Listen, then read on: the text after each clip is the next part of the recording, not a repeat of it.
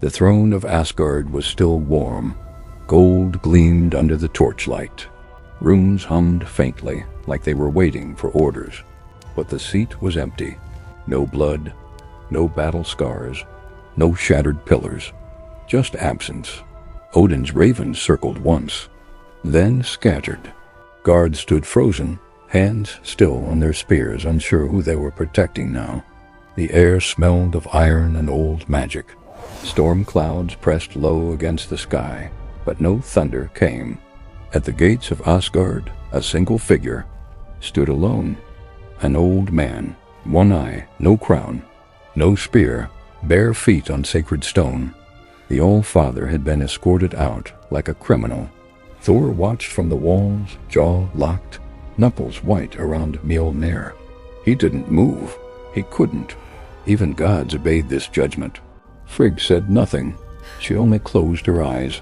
Because this wasn't a war. This wasn't betrayal. This was exile. The only time Odin was banished from his own kingdom. What crime could force gods to turn on their king? What knowledge was so dangerous that even immortals chose ignorance? And why did Odin walk away, smiling?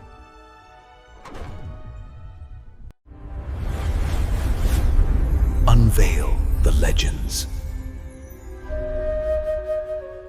Before the exile, Asgard looked untouchable. Gold towers caught the sun and reflected it back like a challenge. Shields lined, the walls polished, even though no enemy dared approach.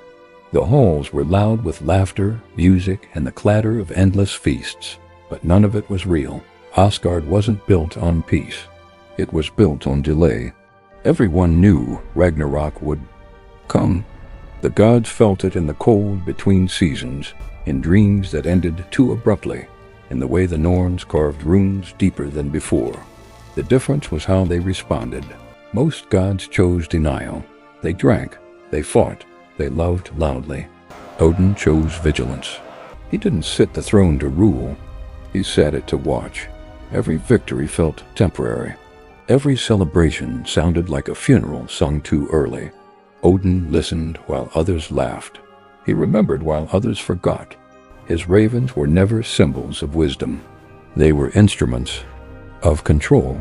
They stole secrets from giants, prayers from mortals, whispers from realms that weren't supposed to speak. Nothing moved without Odin knowing or believing he knew. That belief shaped Asgard. Thor became a weapon instead of a son. Balder became a symbol instead of a god. Loki became a question no one wanted answered. Odin called it preparation. The gods felt it as pressure. Because when a king fears the future more than he trusts the present, peace becomes impossible. And Asgard, glorious golden Asgard, was already cracking. The exile didn't break the realm. It only revealed the fracture that had been there all along. It didn't begin with rebellion. It began with desperation. Odin stopped sleeping. When he closed his remaining eye, he saw fire climbing Asgard's walls and heard the screams of gods who had never learned how to beg. The future didn't arrive as a prophecy. It arrived as repetition. The same endings, again and again. That's when Odin went to the Well of Mímir, not as a king, as a gambler. The land around the well was dead. Trees bent away from it, roots twisted like they were trying to escape. The air smelled of iron and old blood, offerings from those who came seeking certainty and left broken. Mímir didn't warn him. The price was already known. Odin pressed his fingers into his eye socket and tore. The sound was wet. Final. The pain came late, like the body itself didn't want to understand what had happened. Blood spilled into the water, clouding it black, then clear. The visions came fast. Ragnarok wasn't chaotic, it was choreography. Every death had timing. Every betrayal had purpose.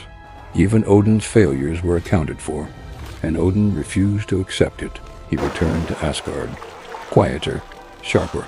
From that moment on, preparation became manipulation. Heroes were sent to die before they were ready, just to test outcomes. Bloodlines were nudged, marriages arranged, offspring born not from love, but from calculation. Warriors filled Valhalla not because they were brave, but because Odin needed numbers. Then came seiðr, the forbidden's magic. Odin didn't use it openly. He whispered it into dreams. He twisted choices just enough to feel natural. Gods thought they acted freely. They didn't. The moment the council realized Odin wasn't reading fate, but interfering with it, the room went silent. This wasn't a strategy, it was a violation, and the crime wasn't ambition. It was the belief that destiny belonged to him alone. That belief would cost Odin his throne.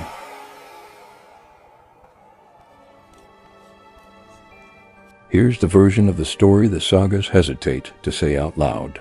Odin wasn't exiled because he broke rules. He was exiled because the gods realized something terrifying. Odin no longer feared Ragnarok. He feared losing control. After the Well of Mímir, Odin didn't just see the end of the world. He saw probabilities, branching outcomes, deaths that could be delayed, victories that could be traded. And that knowledge changed him. He stopped asking whether Ragnarok should happen. He started asking who should survive it. That's the moment. Odin crossed the line from protector to architect. Look closer. Thor wasn't being prepared to save the realms. He was being optimized to die at the right time, against the right enemy, to weaken the serpent just enough. Baldur's invulnerability wasn't love. It was asset protection. A god who cannot die is leveraged in a future negotiation with fate. And Loki? Loki wasn't chaos. Loki was uncertain. The one variable Odin couldn't map, couldn't predict, couldn't sacrifice cleanly. That's why Odin kept him close. That's why he tested him. That's why he never killed him. The gods saw it. They saw Odin using seiðr not to read destiny, but to edit it, binding choices, softening resistance, steering outcomes while pretending everyone was free. And that's when fear replaced loyalty. Because a god who controls fate doesn't rule a kingdom. He owns it. The exile wasn't mercy. It was a firewall. The gods removed Odin not to punish him, but to slow him down, to force him into a realm where knowledge means nothing without power, where prophecy doesn't save you from hunger, where foresight doesn't stop grief. Midgard wasn't a prison. It was an intervention. Because the real threat to Asgard was never Ragnarok. It was a king who believed the end justified everything before it. Midgard was cruel. Cold rain, hunger, short lives ending without meaning. Odin watched mortals die without prophecies, without guarantees, without bargains, and they still faced death. Not bravely, not perfectly, but honestly. For the first time, Odin saw courage without calculation. He saw fathers fail and still try, mothers mourn and still love, warriors die without knowing if it mattered, and something broke inside him. Awe. His knowledge had never given him peace. It only fed his fear. When Odin returned to Asgard, the throne remained. But the man who sat on it had changed. He stopped trying to defeat fate. He accepted it. And that surrender, that terrifying acceptance, is why the gods didn't beg when Ragnarok arrived. They stood. They fought. They died knowing control was never the point. Odin was exiled once, not because he was weak, but because he refused to let go. Because the darkest truth in Norse mythology isn't about monsters or endings. It's this: the more you try to control destiny, the more monstrous you become. So, answer this. If you knew the exact moment of your death, would you try to escape it? Or would you destroy everything trying? And if you think Odin's exile was the darkest secret Asgard ever buried, next time we uncover the night Loki realized he wasn't in chaos. He was necessary, and once he accepted that, there was no stopping Ragnarok.